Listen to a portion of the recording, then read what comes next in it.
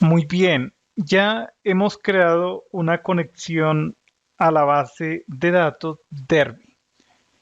Ese proceso lo explicamos en el video anterior. Muy bien. Actualmente aquí encontramos la conexión recién creada en el Data Source Explorer. Para poder ver el Data Source Explorer, recordemos, necesitamos estar en la perspectiva Database Development. Muy bien. Conectémonos a esa base de datos. Damos clic derecho y damos clic en Connect. Aquí ya nos indica que la conexión se ha establecido con Apache Derby. Aparece el nombre de conexión que nosotros creamos, Derby-conexión, y entre paréntesis aparecen los siguientes datos. Apache Derby versión 10.15.2.0, que corresponde con la versión de Derby que descargamos desde el sitio oficial. Muy bien. Aquí nos aparece el nombre de la base de datos que corresponde con la carpeta que nosotros creamos. Por supuesto, se trata de un nombre genérico. Ahí podría ir, por ejemplo, el nombre del sistema que estamos desarrollando. Por el momento, así queda bien.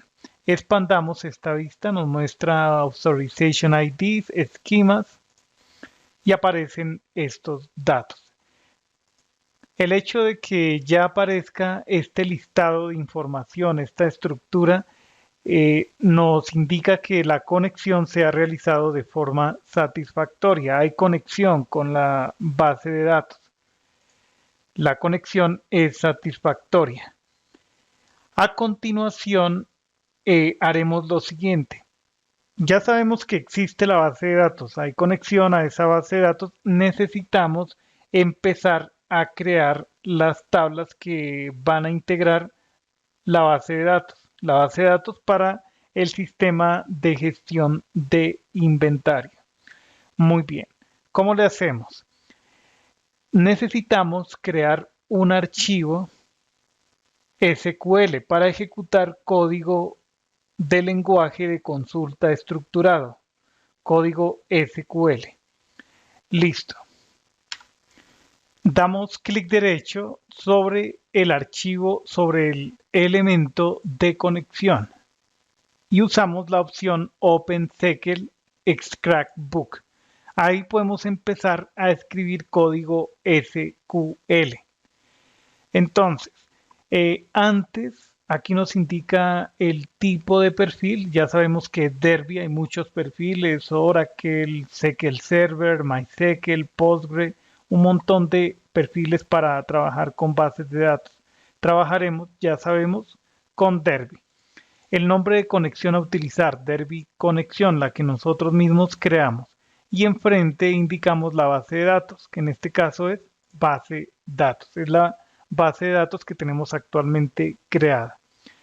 Listo, aquí nos dice que el estado es conectado y el modo de operación de escritura es commit, autocommit. ¿Eso qué significa? Que cada vez que realicemos una escritura de datos, eh, se va a escribir sin ningún tipo de confirmación.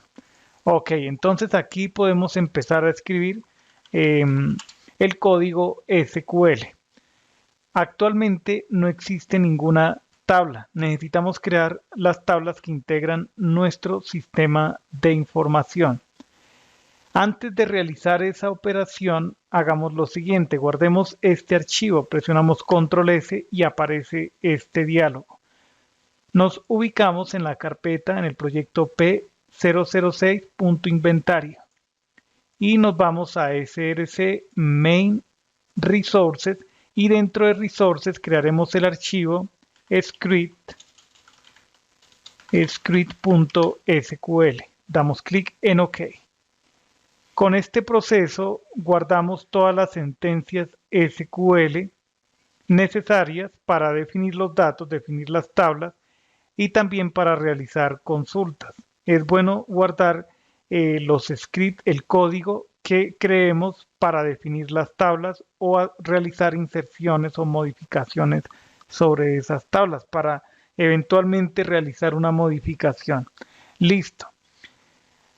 Recordemos que en el proyecto 4 estuvimos trabajando con este entorno de diseño de bases de datos, MySQL Workbench. Una nota importante, este entorno está orientado a MySQL, que es un gestor de base de datos alternativo a Derby. Sin embargo, podemos utilizar este diseñador para crear el modelo relacional de las tablas, como realizamos como se crearon en el proyecto número 4. Entonces, desde aquí, una ventaja, esto es muy importante, podemos tomar el código y adaptarlo a Derby, el código SQL. Entonces, ¿qué hacemos? Empecemos, por ejemplo, con la tabla proveedor. Damos clic derecho sobre la tabla y desde este menú contextual utilizamos la opción Copy SQL to Clipboard. Ok. Regresamos al editor de SQL que abrimos aquí en Eclipse IDE. Aquí pegamos ese código. Entonces, ¿qué hacemos? Bueno, vamos a quitar primero esta parte. Este es código que genera ese editor. Acá no lo necesitamos. Estos caracteres tampoco. Ahí está bien. Este indicador o este atributo que dice engine al que se le asigna InnoDB es código puramente de MySQL, de la implementación de SQL sobre MySQL. Entonces, quitemos esto de aquí y colocamos un punto en al final de la sentencia, de la creación de la tabla. Intentemos ejecutar este código. Ejecutemos este código, lo seleccionamos. Después de la selección, presionamos, damos clic derecho y usamos la opción Execute Selected Text. Aquí nos indica que hay un problema en la línea 1. Esta sentencia es de MySQL. Solamente vamos a indicar que se cree la tabla proveedor. Adaptamos ese código. Intentemos nuevamente, seleccionamos, damos clic derecho y usamos la opción Execute Selected Text. Ok. Necesitamos realizar estos cambios. El tipo de dato para los valores enteros es integer. Not null debe ser un campo obligatorio. Como esta es la llave primaria, aquí podríamos indicar primary key, y luego indicar que es un campo autoincremental, generated always as identity.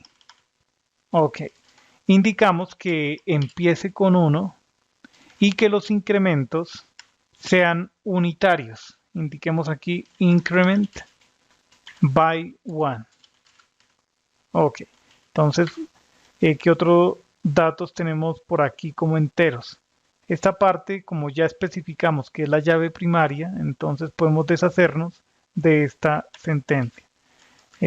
Seleccionamos todo y presionamos al X. Aquí nos indica que la tabla se creó satisfactoriamente. Notemos que al lado izquierdo aparece que la sentencia se ha ejecutado de forma satisfactoria. Ya se creó la tabla proveedor. Con control S guardamos el archivo.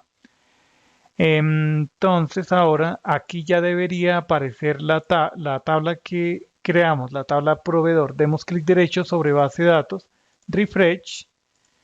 Y por aquí deberíamos encontrar la tabla proveedor. Tabla proveedor aquí en Fern, que es el usuario, tables, y ahí está proveedor.